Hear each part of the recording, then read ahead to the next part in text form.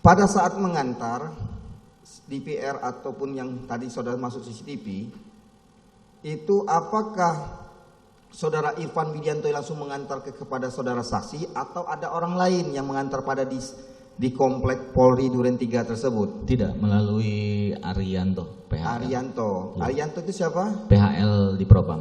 PHL di Propam. Ya. Apakah dia juga berada di sana? Di Saguling. Di Saguling. Di Saguling. Baik. Saudara saksi, setelah saudara menerima tadi, saksi simpan itu di PR CCTV itu di mana? Di bagasi mobil.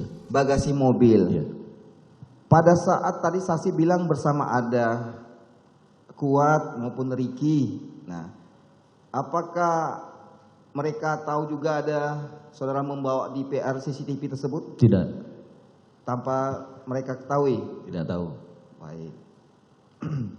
Setelah itu masih tanggal 9 ya? Masih tanggal 9. Saya mau tanya ke tanggal 10 Julinya. Baik. Apakah saudara saksi melakukan, tadi CCTV di PR sudah saudara saksi kuasai dan dipegang saudara saksi. Betul. Apakah saudara saksi melaporkan CCTV tersebut? Saya tidak melaporkan ke Pak Ferry Sambo.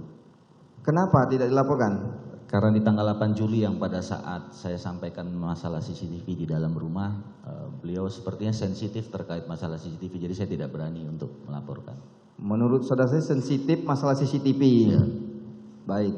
Apakah saudara saksi sempat membuka DPR CCTV tersebut? Tidak pernah. Sebelum tanggal 10 saya tidak pernah membuka. Kapan DPR CCTV tersebut diserahkan kepada penyidiknya? Di tanggal 10, ada 2 kali jadi yang Pak Jaksa. Tanggal berapa? Tanggal 10 dan tanggal 13.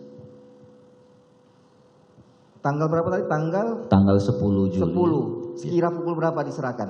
Itu jam 8 malam kalau tidak salah. 8 malam, saudara saksi posisi berada di mana pada jam 8 malam itu? Di Polres. Polres Jakarta Selatan. Jakarta Selatan. Kenapa saudara saksi datang ke Polres, tujuannya apa? Pertama saya diajak oleh Bang Arief untuk ke Polres, terus saya sekalian untuk kembalikan DVR.